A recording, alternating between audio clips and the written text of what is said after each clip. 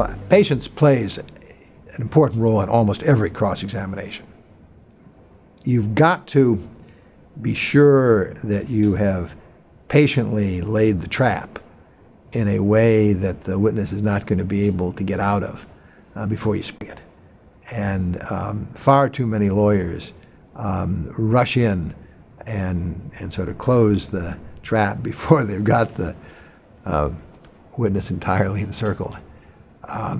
So I think patience is important in every cross-examination. But patience was particularly important in the cross-examination of General Westmoreland. This was more than 30 years ago. And at that point in time, General Westmoreland was an American hero. There'd been a lot of criticism of the Vietnam War while it was going on. 10, 15 years afterwards, people were, I think, reflecting on it.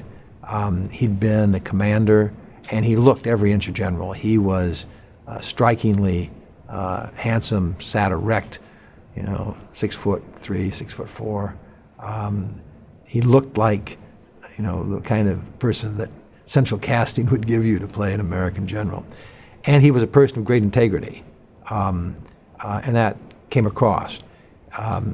He was simple, he was direct, and his direct examination was very, very powerful. And what was important was for the jury to understand that he had, despite these qualities, and he was obviously a patriot. He's obviously somebody who had dedicated his life to serving his country. But what the jury had to understand is those very qualities of commitment to what he was doing had led him to deceive the American people about the war. The basic principle of the documentary that he claimed was libelous was that in order to gain American support to win the war, he had misled the public about how well the war was doing. Now, in fact, I think the evidence of that is pretty overwhelming. But to try to convince a jury of that in the face of his denials was something that took a lot of patience, because if I'd gone at him directly, right after his direct examination, I would have, I think, gotten the jury unhappy with me, mad at me, because they clearly liked him. And he was very likable. And they wanted to believe him. And so I had to get them to begin to doubt him before I really began to press him. And I had some things that he had said that were inconsistent. And there was a natural tendency to want to just pound him with those. But if I'd done that early on, I could have risked offending the jury, and I could have risked the jury beginning to be sympathetic for him and failing really to focus on some of the inconsistencies.